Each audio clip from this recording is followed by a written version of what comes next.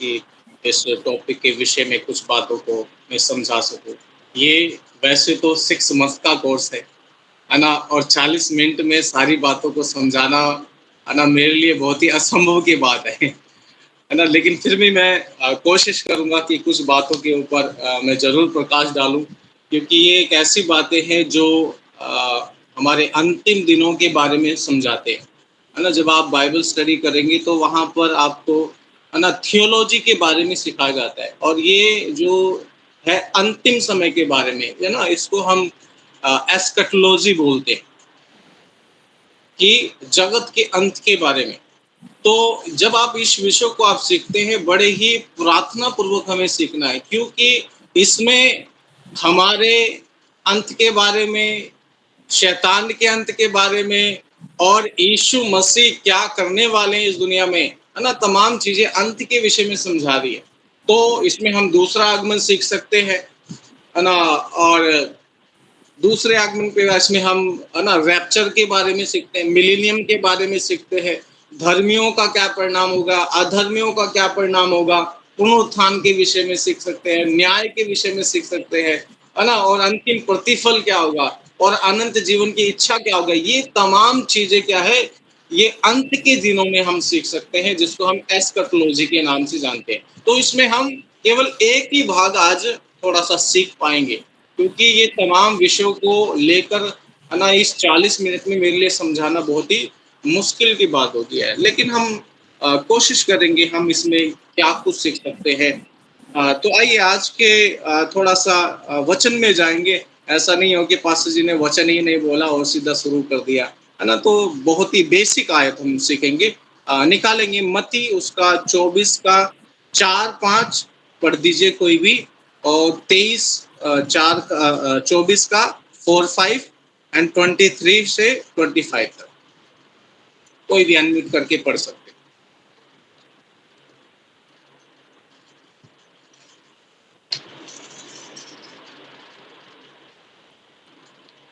कोई भी निकाल सकते हैं, पढ़ सकते हैं। मैथ्यू चैप्टर 24 वर्स 4 एंड 5, फिर 23 से लेकर 23 से लेकर 25। Anybody can read, please help me in reading.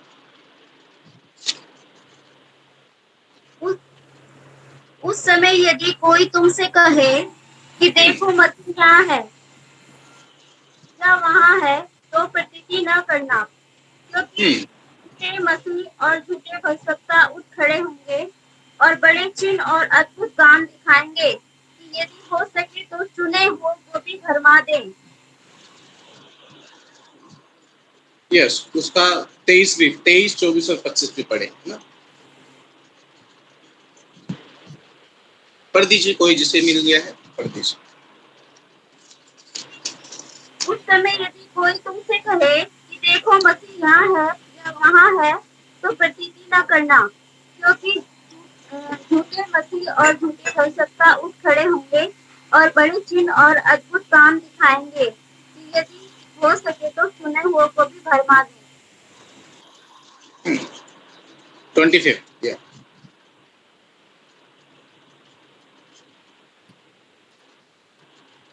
उसका 25 में लिखा, देखो मैं पहले से तुम्हें ये सब बातें कह दिया है। यानी कि अंतिम दिनों में क्या क्या चीजें होगा, उसके विषय में यीशु ने पहले से ही अपने चेलों को क्या किया था, आगाह किया था, या उन्हें समझाया था, या हम कह सकते हैं उन्हें बताया था। तो जब आप, है ना, बाइबल पढ़ते हैं, तो बाइबल के, है ना, 216 अध्याय, नए नियम के 216 अध्यायों में से, है ना, 318 बार यीशु के दूसरे आगमन के विषय में लिखा गया है ना। 216 अध्यायों में 318 बार यीशु की सेकंड कमिंग के बारे में, दूसरे आगमन के बारे में हमें सीखने के लिए मिलता है। और इसके लिए आप देखेंगे, जब आप एस्केटोलॉजी पढ़ते हैं, तो ये वाला जो जो शब्द है ना, हम सबके लिए कॉमन नहीं है ना, ये हम सबके लिए शायद नया, है ना, नया शब्द होगा। लेकिन जो बाइबल कॉलेज में पढ़े हैं, शायद वो इस आयत से, या इस, है ना, इस जो टर्मिनोलॉजी से आप वाकिफ हो सकते हैं। है ना, जिसके लिए है ना जैसे हम आज के टेक्नोलॉजी के ज़माने में रहते हैं, कंप्यूटर वाले के ज़माने में रह रहे हैं, तो हमें है ना जीबी के बारे में पता है ना, कितना जीबी यूज़ होएगा, है ना, रैम के बारे में पता है ना? तो इस तरह से जो ये वाली जो टर्मिनोलॉजी है, वो थियोलॉजी में यूज़ की जा रही है, ठीक है? तो इस समय है ना कई जो ये एस्क्रोटोलॉजी जो यूज़ की जा रही है, इसके अंदर हम है ना 3 पार्ट देख सकते हैं। पहला हम देख सकते हैं इसके अंदर क्या है साधारण विचार, अन्य जातियों के या दूसरे धर्मों के विचार अंतिम दिनों के बारे में, ठीक है। दूसरा हम देख सकते हैं रैप्चर के बारे में कि है ना उठाया जाएगा, हर एक विश्वासी जन क्या होगा, उठाया जाएगा। तीसरा जो इसका आप भाग देख सकते हैं वो मिलेनियम, 1000 साल का शासनकाल, ठीक है। समझ आ रहे हैं आप? पहला हम क्या देख सकते हैं कि हर एक धर्म में क्या है, इसकी एक मान्यता है, या हम कह सकते हैं कि मिथ्स, है ना, मिक्स धारणा, है ना। सब धर्मों में इसकी क्या है, एक धारणा है ना कहीं किसी ना किसी को तो ये पता है, लेकिन उनको पूरी जानकारी नहीं है ना, पूरी जानकारी नहीं है। सपोज आज मैं आपको बोलूं कि है ना 600 का नोट है, तो कितना लोग कहेंगे कि हाँ है, नहीं है, क्योंकि ये मार्केट में है ही नहीं है। लेकिन यदि मैं आपको बोलूं कि 100 रुपए का नोट है या 500 का नोट है, तो आप सब लोग क्या करेंगे, इस पे जरूर विश्वास करेंगे, हाँ ये तो है ना। तो कई जो मिथ्स ये बता रहे हैं कि कई धर्मों में इसकी क्या है, थोड़ी तो जानकारी है, लेकिन संपूर्ण जानकारी किसी के पास नहीं है ना। तो मिथ्स में आप जब जाएंगे तो आप अंडमान निकोबार में आप देखेंगे कई क्या है, आदि आदि मानव लोग जो रहते हैं, कौन से आदि मानव लोग जो रहते हैं, उनका एक विचारधारा है कि है ना कि वो एक देवता आएगा जो हमें क्या करेगा, इन तमाम प्रकार की मुसीबतों से बचाएगा। आज हम वहां पर जा नहीं सकते, है ना, क्योंकि वो लोग क्या है, नंगन अवस्था में रहते हैं। अगर हम लोगों को देखेंगे तो हमारे ऊपर क्या कर देंगे, वो हमला कर देंगे, तो हम वहां नहीं जा सकते। लेकिन सरकार ने उनके प्रोटेक्शन के लिए तमाम चीजें कर कर रखी हुई है, ठीक है। तो वो लोग विचार क्या करते हैं कि अंतिम दिनों में क्या होगा, उनका एक देवता आएगा जो उनको क्या करेगा, इन तमाम प्रकार की विपत्तियों से बचाएगा, और हमें क्या है, एक ऐसी जगह पे ले जाएगा जहां पर क्या होगा, सुकून होगा और शांति होगा।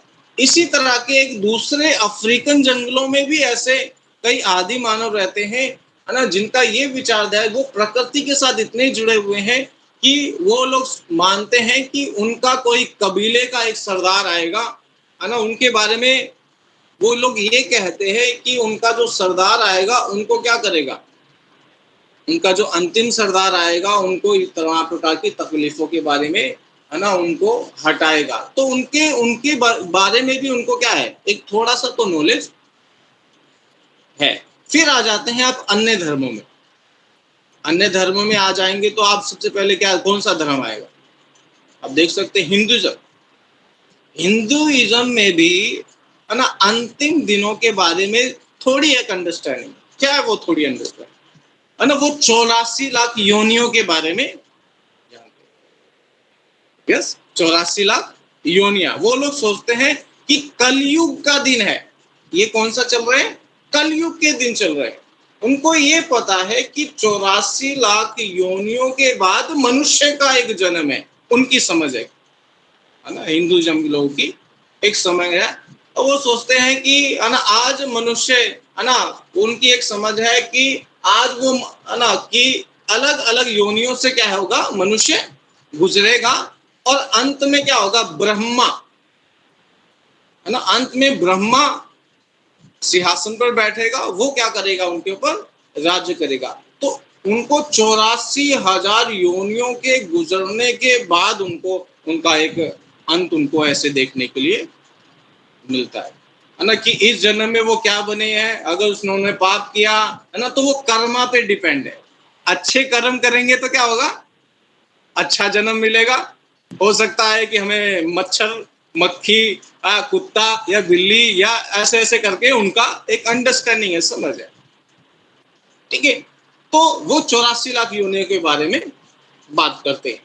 हाँ, उनकी ये समझ है। और कर्म के अनुसार, धर्म के अनुसार, मार्गा के अनुसार वो क्या करते हैं, अपने है ना इस चीज को अपडेट करते रहते हैं ना। उनके पास भी एक अंडरस्टैंडिंग है, लेकिन वो अंडरस्टैंडिंग क्या है, संपूर्ण नहीं है।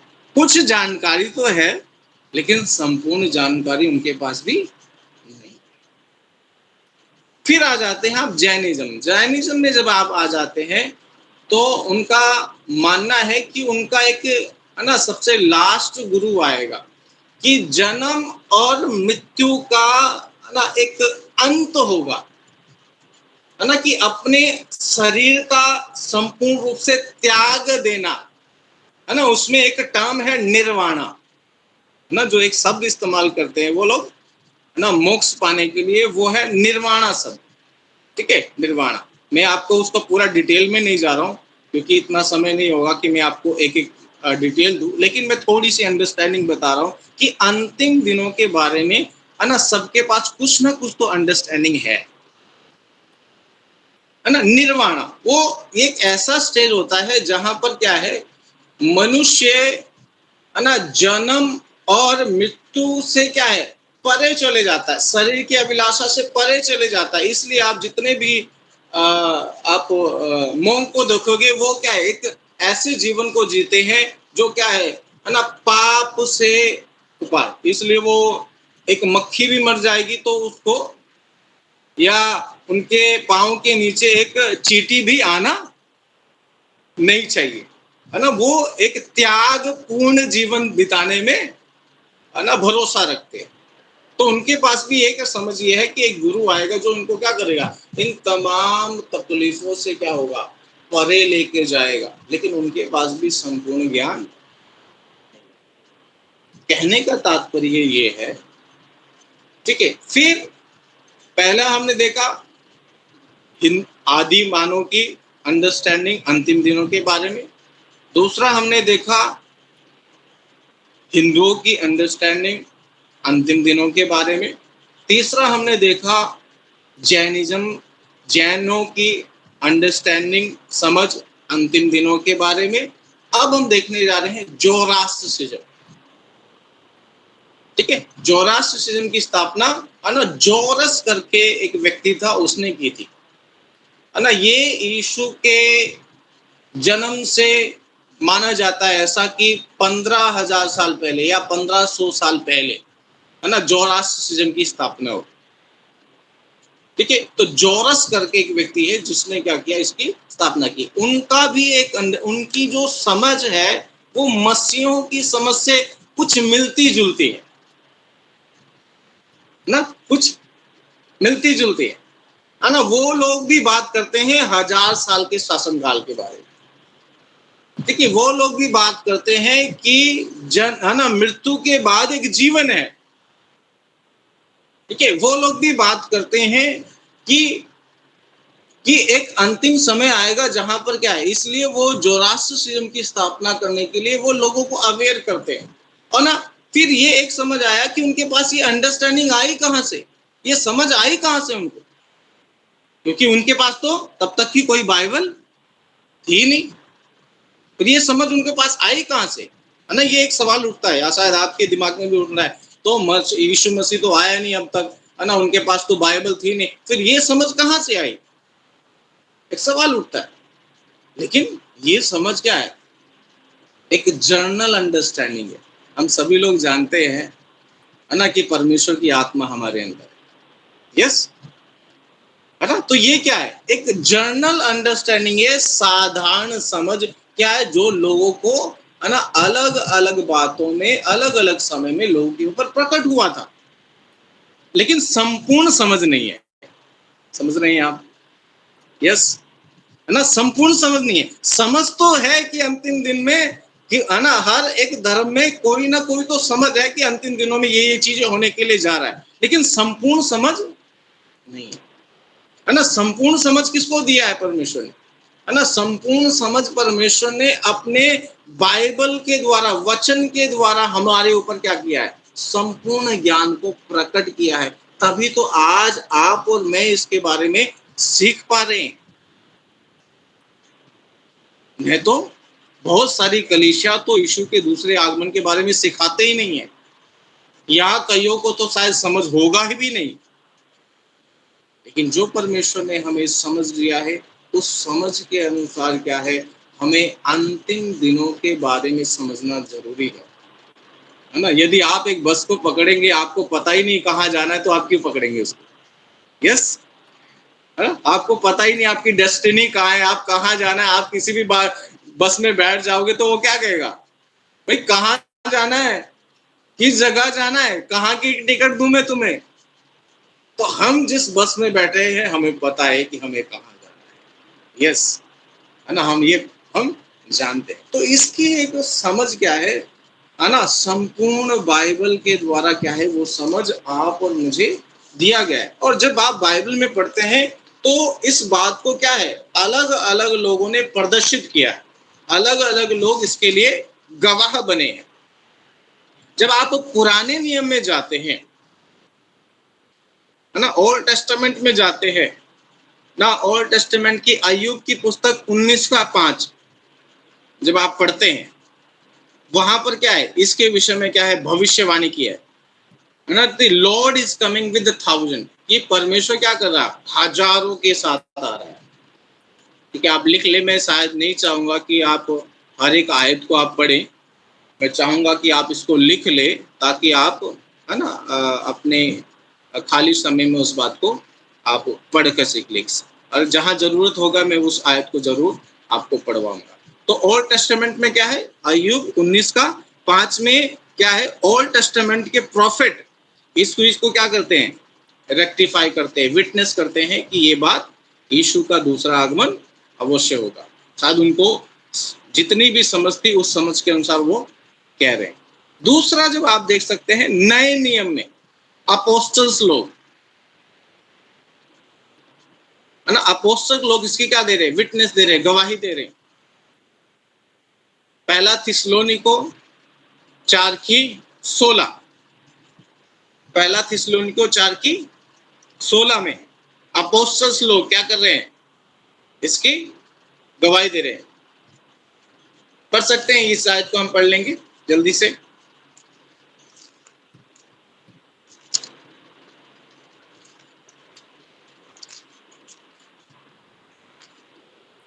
कोई भी अनम्यूट करके पढ़ दीजिए। बहुत ही ना महत्वपूर्ण आयतें हैं, उन आयतों को मैं आपको जस्ट रीड आउट करवा रहा हूँ, ताकि आपके दिमाग में रहे वो चीज।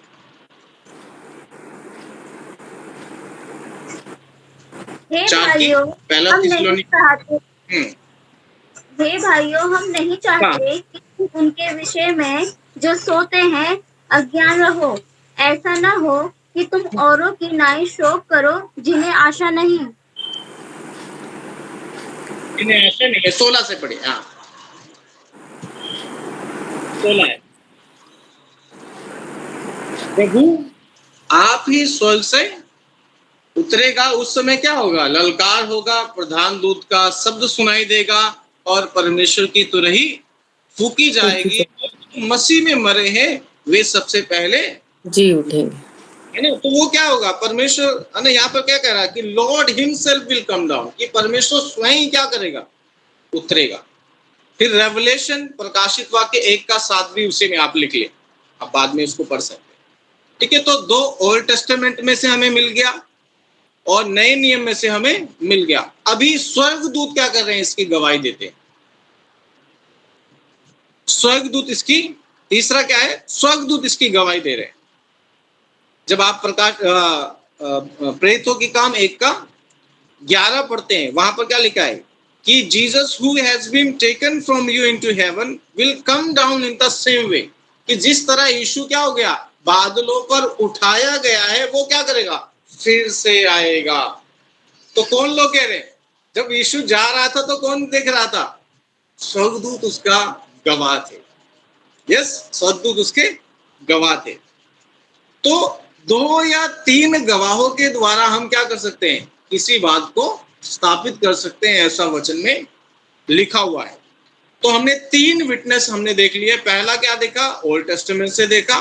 दूसरा हमने पुराना नियम से नए नियम से देखा। तीसरा हमने देखा कि स्वर्गदूत इसकी क्या कर रहे हैं, गवाही दे रहे हैं। चौथी बात, विटनेस ऑफ क्रिएशन, पूरी प्रकृति कायनात इसकी गवाह है। कहां देखने के लिए मिलता है आपको? जब आप रोमियो उसका 8वां अध्याय उसकी 19 से 20 पर देखेंगे तो क्या कर रहा है ना, कि सारी कायनात क्या कर रही है? परमेश्वर के पुत्र को प्रकट होने की वाट जो रही है। यस, है ना, वो आयत महत्वपूर्ण है। तो चौथा विटनेस क्या है? क्रिएशन, है ना, पूरा ना कायनात क्या है? यीशु मसीह के दूसरे आगमन का इंतजार कर रहा है ना। वहां एक शब्द इस्तेमाल हो गया, ग्रोनिंग, है ना, कराह रहे हैं।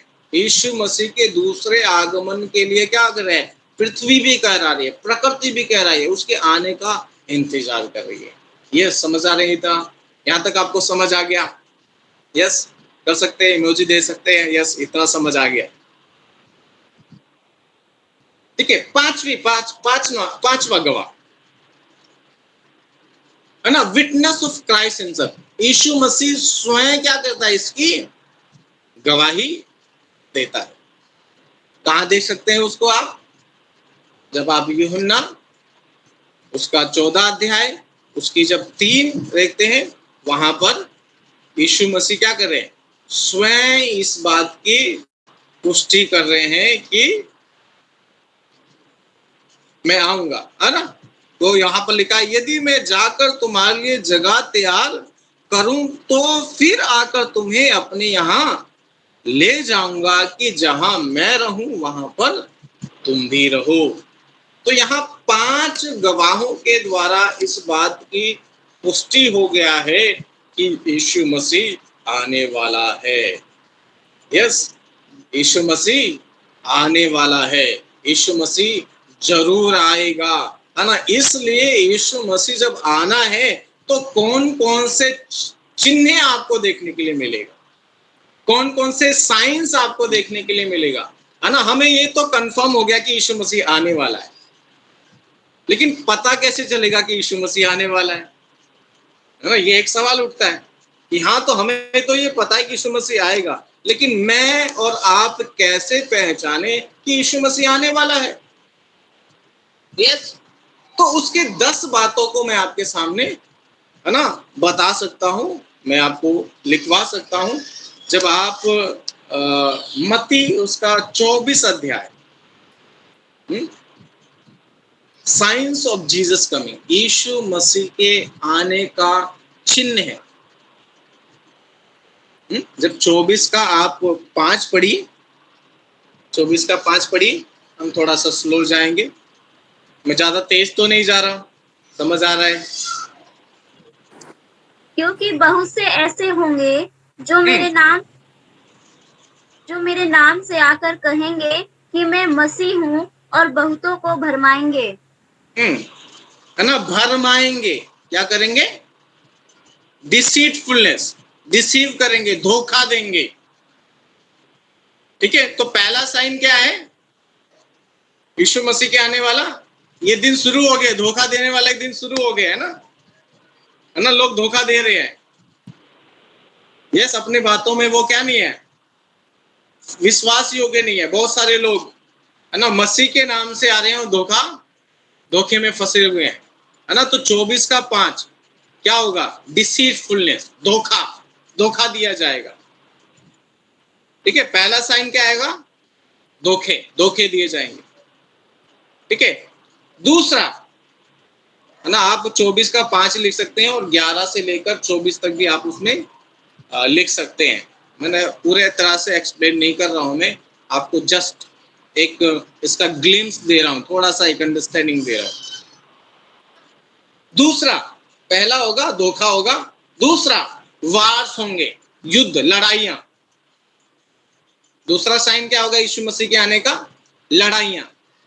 इन दिनों में आप देख रहे हैं ना लड़ाइयां, है ना। एक देश दूसरे देश पे लड़ाई कर रहा है, अभी भी चल रहा है वो युद्ध। यस, तो आप समझ सकते हैं, है ना, युद्ध का माहौल चला हुआ है ना। एक देश दूसरे देश के ऊपर क्या कर रहे हैं? चढ़ाई कर रहा है। यस, 24 का, जब मत्ती 24 का आप 6 में आप देख सकते हैं क्या लिखा हुआ है? तुम लड़ाइयां और लड़ाइयों की चर्चा सुनोगे, तुम लड़ाइयों और लड़ाइयों की चर्चा सुनोगे तो घबरा ना जाना, क्योंकि इनका होना अवश्य है, परंतु उस समय अंत ना होगा। अभी भी अंत नहीं होगा। यस, लड़ाइयां तो हो रही हैं, लेकिन अभी भी अंत नहीं होगा। ठीक है, तीसरी चीज, पहला धोखा होगा, दूसरी चीज लड़ाइयां होगी, तीसरा क्या होगा? नेचुरल कैलामिटीज, प्राकृतिक आपदा। इन दिनों में आप सुन रहे हैं ना, प्राकृतिक आपदा हो रही है।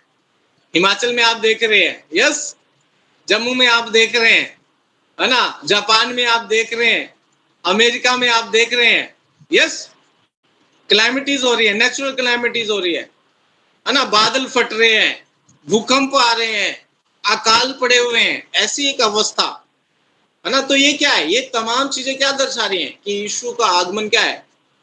शीघ्र ही होने वाला है। यस, तो 24 का जब आप 7 पढ़ते हैं, वहां क्या लिखा हुआ है कि क्योंकि जाति जाति पर और राज्य राज्य पर चढ़ाई करेगा और जगह जगह क्या पड़ेंगे? अकाल पड़ेंगे और भूकंप होंगे। तो तीसरा साइन क्या है यीशु मसीह के आने का? नेचुरल कैलामिटीज आ रही। ठीक है, यहां तक समझ आ गया।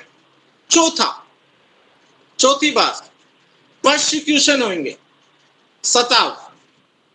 आप देख रहे हैं सताव, इन दिनों में सताव बढ़ गया है। यस, नंस तक को छोड़ा नहीं जा रहा है। अलग अलग जगह पे क्या हो रहे हैं? सताव का माहौल बढ़ रहा है। यस, है ना, पास्टरों को सताया जा रहा है, जेल में बंद किया जा रहा है ना। हमारे भी कई पास्टर्स लोग जेल में बंद थे, है ना, जेल में बंद हो रहे हैं। कई बार एंटी कन्वर्शन बिल पास कर गया, धर्म परिवर्तन। यस, इस तरह की बहुत सारी चीजें इस दुनिया में अभी देखने के लिए मिल रहे हैं। तो क्या होगा? परसिक्यूशन। 24 का 9 जब आप पढ़ेंगे, लिखा है कि वे कलेश देने के लिए तुम्हें पकड़वाएंगे और तुम्हें मार डालेंगे, और मेरे नाम के कारण सब जाति के लोग तुमसे वैर रखेंगे, है ना, तो सताएंगे। तो ये निश्चय है ना। इसलिए यीशु का जो चेला है ना, वो सताव की अवस्था से भी जाने वाला हो जाना चाहिए। पांचवा चीज, पांचवा चिन्ह, है ना, 24 का 10 में लिखा हुआ है, तब बहुत से ठोकर खाएंगे और एक दूसरे को पकड़वाएंगे और एक दूसरे से क्या करेंगे? वैर रखेंगे, है ना, पकड़वाएंगे, बीट्रेल, है ना, बीट्रेल, है ना, एक दूसरे को पकड़वाएंगे, है ना, मैं पकड़ा गया हूं तो तुम भी पकड़े जाओ। बीट्रेल होगा, धोखा दिया जाएगा, एक दूसरे को पकड़वाया जाएगा।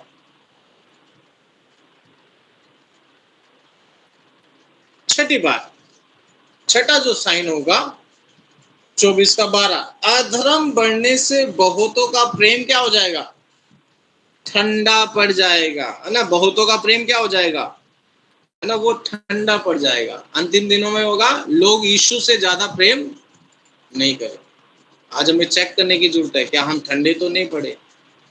जब इन तमाम चीजों को देख रहे हैं, क्या हम ठंडे तो नहीं पड़े? क्या हमारा यीशु के प्रति वो प्रेम कम तो नहीं हुआ या बढ़ रहा है?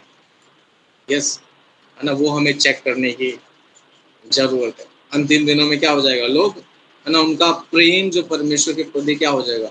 वो ठंडा हो जाएगा। सातवीं बात,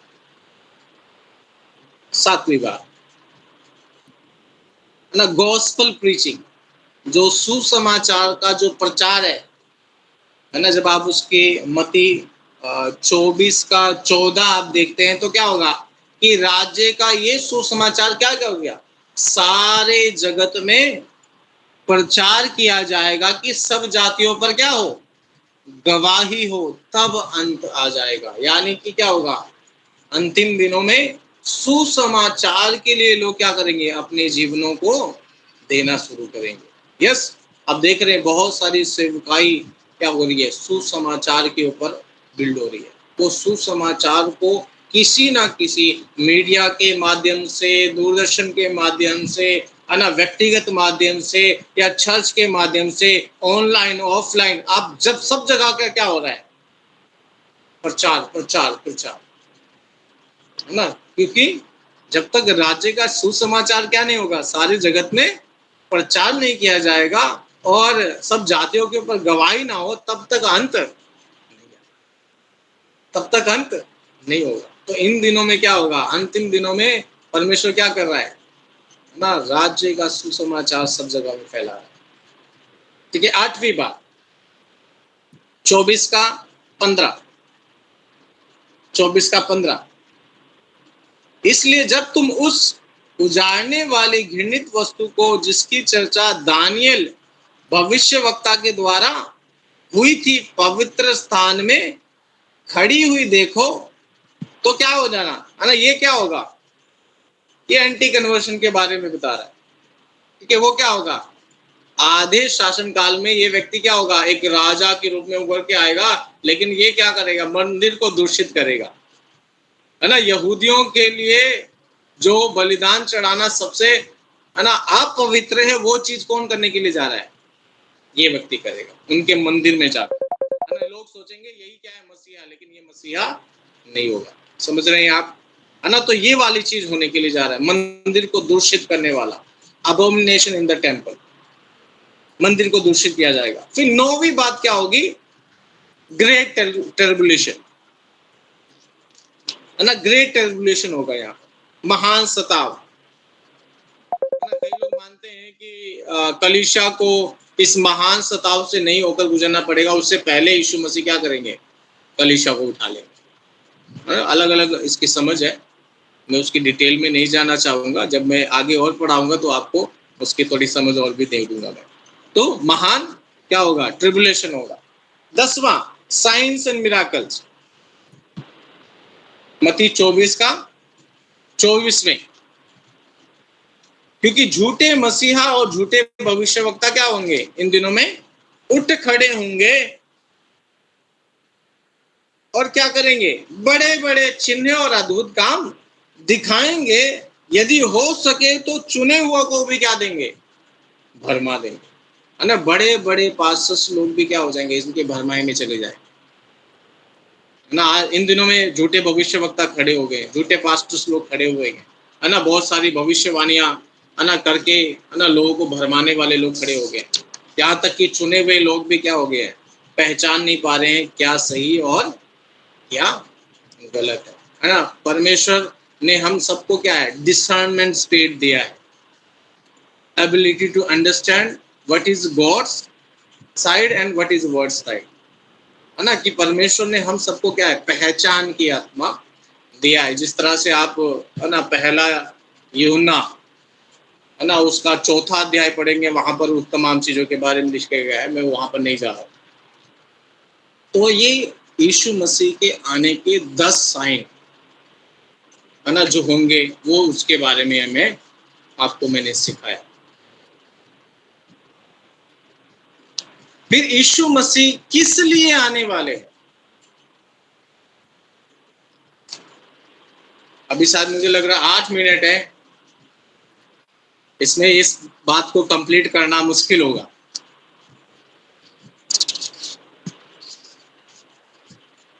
इस समय में लिख सकते हैं,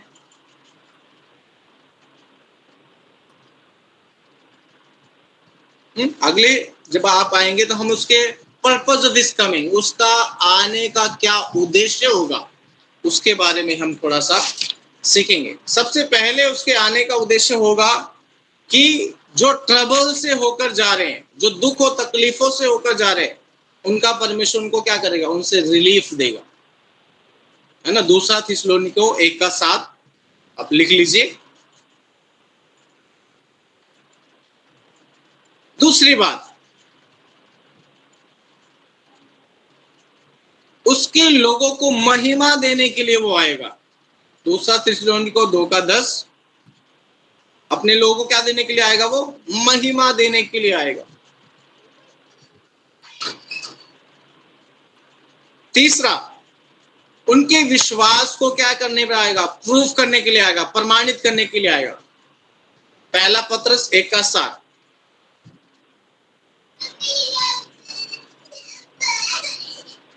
अगली बात, उनको एक ऐसा शरीर देगा जो कभी नष्ट नहीं होगा, पहला कुरिन्थियों 15 का 52, एक ऐसा शरीर देगा जो कभी नाश नहीं होगा।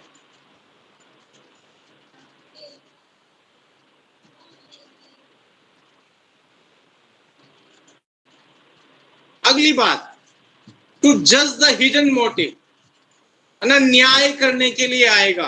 पहला कुरिन्थियों 4 का 5।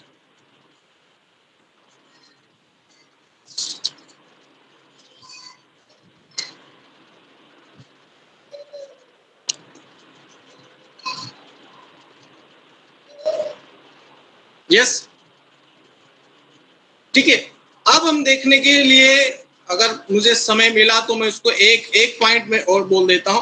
प्रिपरेशन फॉर क्राइस्ट कमिंग, यदि यीशु मसीह आने वाला है तो हमें क्या क्या तैयारी करना है, हमें क्या क्या तैयारी करना है ना। उसके लिए हमें क्या करना है, लाइफ ऑफ प्योरिटी, हमें पवित्रताई का जीवन जीना है। पहला यूहन्ना 3 का 3 में इस तरह से लिखा है ना, कि everyone who has this hope purify as he is, है ना। हर एक व्यक्ति जो इस पे आशा रखता है उसे क्या करना पड़ेगा, पवित्र जीवन जीना होगा। दूसरा बात, उसे प्रार्थना में अपने आप को बिताना पड़ेगा, लाइफ ऑफ प्रेयर, प्रार्थना में अपने आप को बिताना पड़ेगा। लूका 21 का 36। उसको विश्वास में अपने जीवन को बिताना पड़ेगा। इब्रानियों 10 का 37 और 38। ये तमाम आयतों को मैं बोल रहा हूँ, बोलकर जा रहा हूँ, क्योंकि इनको एक्सप्लेन करने के लिए मुझे टाइम चाहिए, लेकिन इतने टाइम में पूरा नहीं हो पाएगा। यस, इसलिए थोड़ी सी मैं आपको थोड़ा सा बता दे। तीसरा, चौथा, हमें, है ना, लाइफ ऑफ फेलोशिप, है ना। इब्रानियों 10 का 25 में क्या लिखा है, meeting together as the day is approaching, है ना। जैसे जैसे उसके समय का निकट आना देखो, संगति करना ना भूलिए। यस, संगति करना नहीं भूलना है, उसकी संगति में निरंतर बने रहना है। इब्रानियों 10 का 36 और 37 में लिखा है कि लाइफ ऑफ परसिवरेंस, लगातार, है ना, लगातार उसकी परसिवरेंस में हमें क्या रह गया, अपने जीवन को बिताना है। फिर मत्ती 24 का 44 में क्या लिखा है, life of readiness, be ready because the son of man will come, हमेशा तैयार हो जाएं क्योंकि यीशु आने वाला है। लाइफ ऑफ ओबीडियंस 24 का 46 में क्या लिखा हुआ है, servant who master find himself well doing, है ना, कि जिसको वो विश्वास योग्य पाएगा वो उसके साथ अवश्य जाए। यस, तो परमेश्वर इन वचनों के द्वारा आपको आशीष दे। मैं कुछ समय तक आपको बता पाया हूँ, लेकिन इसको एक्सप्लेन करने के लिए मुझे बहुत ज़्यादा समय चाहिए, है ना। लेकिन मैंने आज आपको सिखाया है कि उसके आने का साइन क्या होगा, उसका आने का उद्देश्य क्या होगा, और जब वो आ रहा है तो किस तरह अपने आप को हमें तैयार करके रखना। आइए अपने सरों को झुकाएं, 2 मिनट प्रार्थना करें। प्रभु, हम धन्यवाद करते हैं प्रभु इस समझ के लिए कि प्रभु आप हमें आने वाले। प्रभु यदि आज रात को भी आपका आगमन हुआ, प्रभु उन 10 गवारियों की तरह, जिसमें से 5 ने अपनी मसाल को तैयार करके रखा था, अपनी आत्मा को तैयार करके रखा था, अपने शरीर और मन को तैयार करके रखा हुआ था कि हम इस दूल्हे का इंतजार कर रहे हैं, कलीसिया उसकी दुल्हन है। प्रभु हर दिन हमें अपने आप को तैयार करके रखने के लिए प्रभु आप हमें मदद कीजिए खुदा। जब हम एक ऐसे संसार में रहते हैं जहाँ पर परमेश्वर अधर्म है, पाप है, हर प्रकार का लोभन है, प्रलोभन है, इन तमाम चीज़ों के बावजूद भी प्रभु आपने अपने लोगों को प्रोटेक्ट कर रखा हुआ है, अपने लिए रखा हुआ है कि वो एक पवित्रता का जीवन बिताएं, ताकि वो परमेश्वर यीशु के उस दूसरे आगमन के सहभागी हो सके जिसके लिए परमेश्वर आप हमें तैयार करके रखा है। यदि परमेश्वर हम इस जीवन को जिएंगे तो परमेश्वर उस अनंत जीवन में हमें प्रवेश करने पाए। परमेश्वर आप जल्दी आए ताकि परमेश्वर हालेलुया हमारे जीवन परमेश्वर आपके लिए एक अद्भुत कार्य करने वाला हो जाए। हम अपने मसीहा का इंतजार कर रहे हैं, हम अपने दूल्हे का इंतजार कर रहे हैं, कलीसिया अपने दूल्हे का इंतजार कर रही है, होने पाए उसी तरह से अपने जीवन को परमेश्वर आज्ञाकारिता में, पवित्रता में, आराधना में, फेलोशिप में और परमेश्वर खुदा तेरे वचन के लिए तैयार करते हुए बिताने पाए। तो धन्यवाद करते हैं, अब ऐसा करने के लिए जा रहे हैं। हम सबको आशीष किया, धन्यवाद यीशु के नाम, आमीन। परमेश्वर आप सभी को आशीष दे। पार्टिशन को बहुत बहुत धन्यवाद। Thank you. Amen. Amen.